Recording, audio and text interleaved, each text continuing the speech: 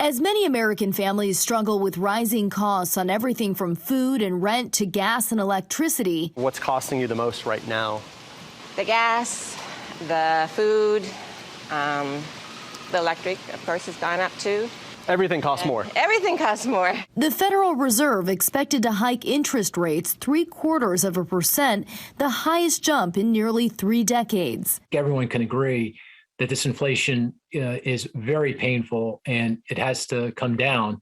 So the only way of doing that is getting those interest rates up and slowing the growth rate in the economy. But that means people will also be shelling out more for credit cards, car loans, and mortgages. I don't know how working people are going to be able to afford medicine, groceries, gasoline, car payments, mortgage. I don't know. In Minnesota, more and more people seeking help at this food bank. Got 3 kids, 2 teenagers and a young one, so anything helps. We barely make it, and I get paid pretty good at my job. Growing fears America could be heading into a recession. The Labor Department reporting producer prices surged 10.8% in May from a year earlier.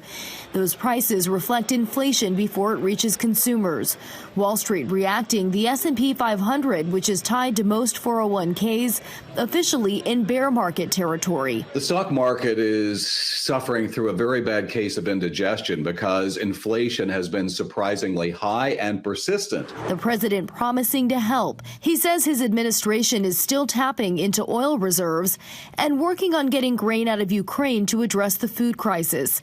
But he also blamed Republicans for blocking his proposals to bring down prices on things like drugs and child care. Republicans in Congress are doing everything they can to stop my plans to bring down costs on ordinary families. Rena Roy, ABC News, New York.